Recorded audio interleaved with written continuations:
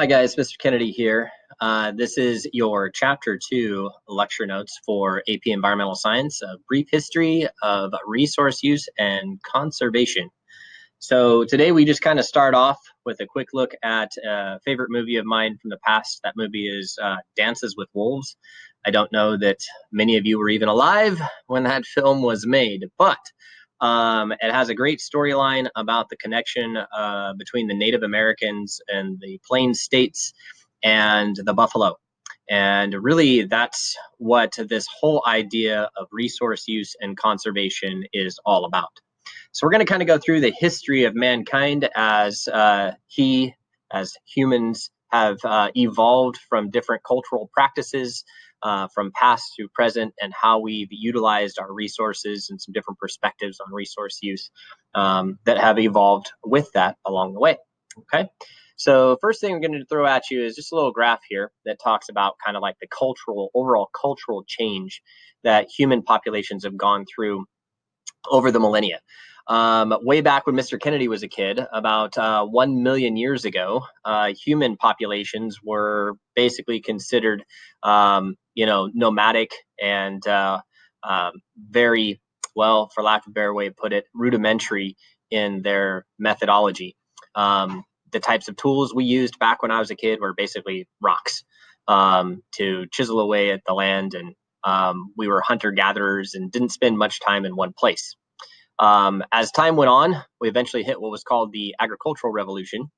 The agricultural revolution, the nomadic nature of human populations tended to cease, and small communities formed. Families would actually start to plant crops, row after row of food crops that not only fed themselves, but eventually was also productive enough to feed others in the area, in the small community, which allowed individuals to then branch out into new areas of experimentation and research and societal life. And that led to the industrial and scientific revolution that occurred about 10,000 years ago. And from there, modern society developed. We've just been on this growth curve ever since. So I've got a few slides just to kind of sum up what I gave you there in that graph. This is a hunter-gatherer society, the one that I lived in as a kid, right? So we survived by collecting edible plants, hunting fish, and scavenging. We didn't live in groups much bigger than 50, and basically worked together to eke out our meager survival. Literally, if you wanted to eat that day, you had to go find the food for that day, because no refrigerators, no grocery stores, all that kind of stuff. The way of life was considered sustainable, and we didn't really use near the resources that society uses today. Very, very low resource use society. If you go back to the connection with Dances with Wolves, Native Americans, they would only kill enough buffalo to get them through the year, and they would use every single part of that buffalo throughout their day-to-day, whether it be clothing or the construction of their homes or food. That brings us to the agricultural revolution. So we stopped the nomadic nature, wandering and finding just enough food to get through the day, and began subsistence farming. So you grew enough food to feed yourself. That eventually led to the production of more than enough food to just feed yourself and feeding others in the community, but that came later. So in subsistence farming, you have small plots. You started to domesticate animals. Population size was still small, but the nice thing is you had a reliable food source, which made it possible for the population to start to grow from that original low population size. Okay. People also tended to live in one place because they were tied down by the goods and materials that they needed in order to grow their crops. Maybe it was water, maybe it was just the land itself. Okay. One of the things that occurred with the agricultural revolution, and some communities are still stuck in this kind of mode, is the shift to a slash and burn style of land utilization. Okay. So in order to grow crops, you need space. And with technology being poor during the agricultural revolution, and people not really understanding that environmental connection, to the land, the idea was that, hey, if I need to grow crops and there's a forest in the way, I'm just going to cut it down and burn it. Okay. So by slashing and burning the forest, the ashes would fertilize the nutrient poor soil that remained. And at the end of the day, I could grow some pretty decent crops for at least a few years. Okay. Because the natural life cycle of the trees and the leaf litter and all of that was disrupted by the slash and burn process. Eventually, the land that I created by slashing and burning a forest would no longer support agricultural crops, and I'd have to move and repeat the process. The Industrial Revolution followed agricultural revolution in about the mid 1700s in the USA, in the mid 1800s. This basically began an energy shift from wood to flowing water to non-renewable fossil fuels and coal. Prior to the Industrial Revolution, if you needed energy in a community, that community was probably near a forest where trees could be cut down and burned to produce power, not power necessarily in the form of electricity, but just the energy needed maybe to run like a sawmill or something like that. Eventually, that shifted to this coal and fossil fuel scenario that you're seeing here. This led to large-scale production of centralized factories. Rural people started to move into the cities, so there were less people working on farms and existing in subsistence farming. There were more jobs available in the city and more money to be made, and potentially a better quality of life by moving to the city and working in those avenues. Farm yields, although people were leaving the agricultural setting, actually increased because of the machinery, the fertilizer, and plant breeding that was going on during the Industrial Revolution. So at the end of the day, infant mortality dropped, life expectancy for people increased, and everything was looking great during the Industrial Revolution, as long as you didn't look up at the sky and see all the pollution. But that's a different story. All right, so next, we're just going to kind of look at the energy needs per person per day across that hunter-gatherer scale through modern society. And I just want you to notice from this graph how many kilocalories per person per day we're using today in the modern industrial United States versus my childhood when we were hunter-gatherers, okay? So as a hunter-gatherer society, we're using about 5,000 kilocalories per person per day.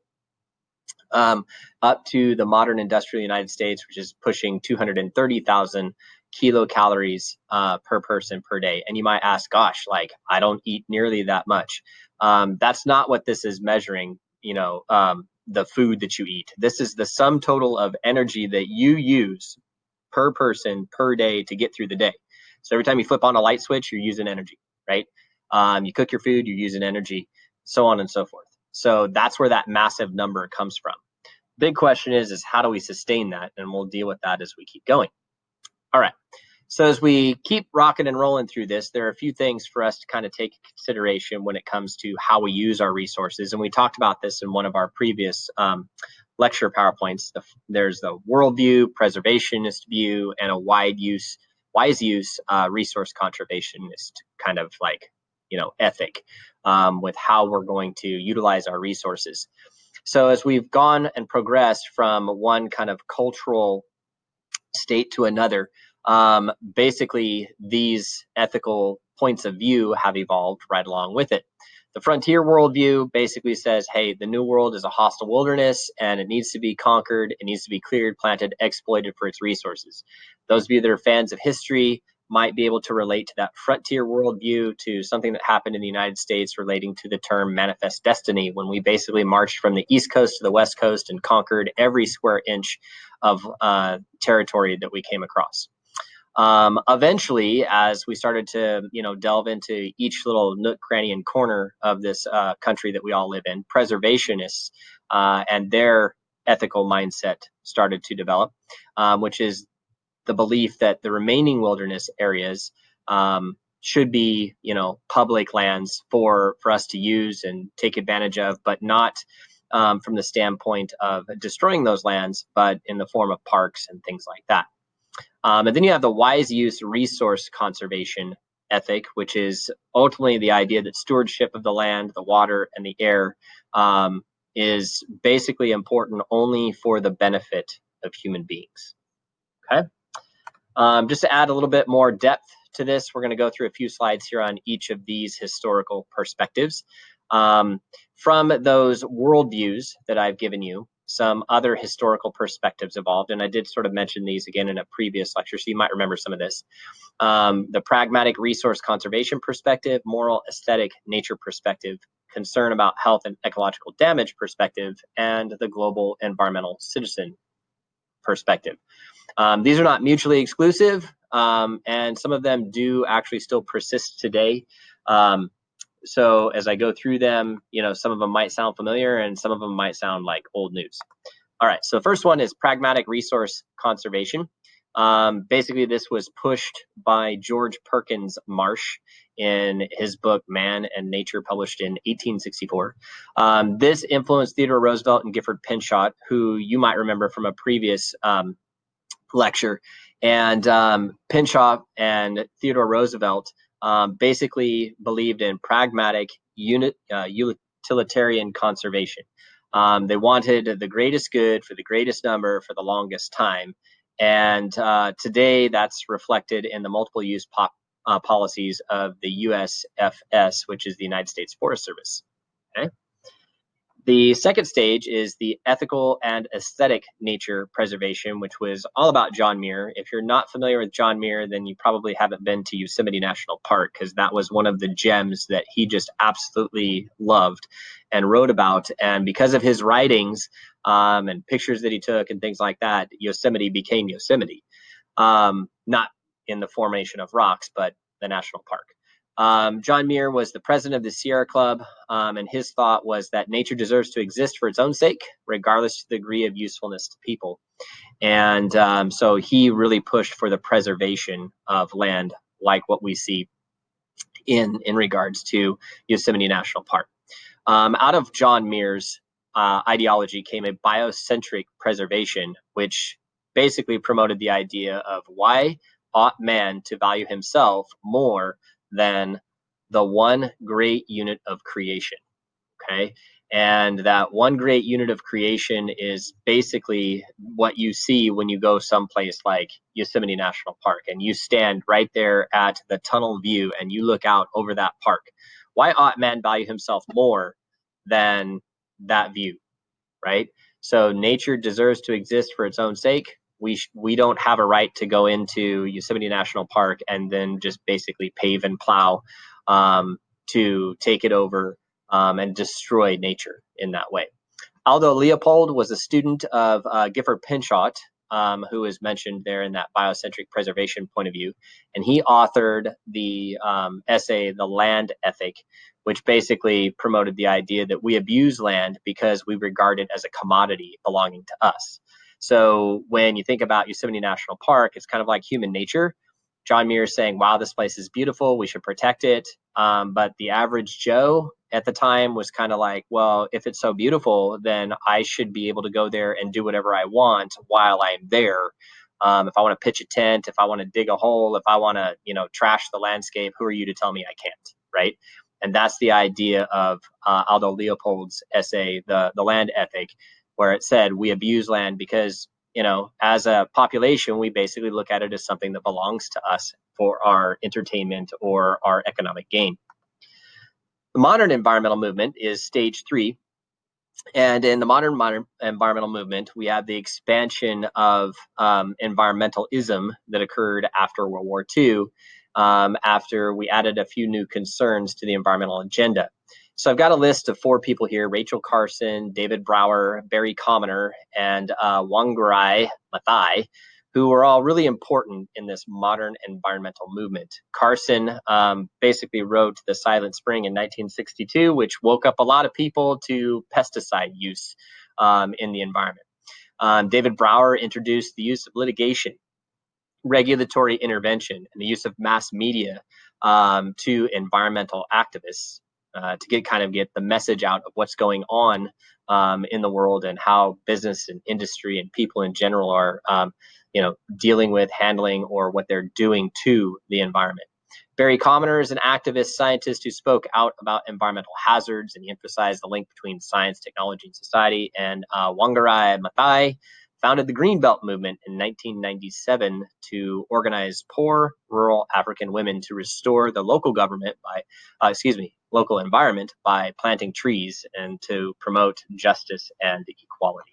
Okay, so if you go through and you click through these things, you can kind of follow this progression through time to its fruition here in stage 4. This is global environmentalism, is kind of like where we are today. It's modern information and technologies being used to allow for the increase in international communication. Local and regional environmental leaders are, in theory anyway, supposed to be working together to have a worldwide impact to change, the way we act and way we use environmental resources. Okay, so that's just a brief history of from where we've come. We're going to pick this up in part 2 as we start to look at the divided world and how we've done with these stages of development.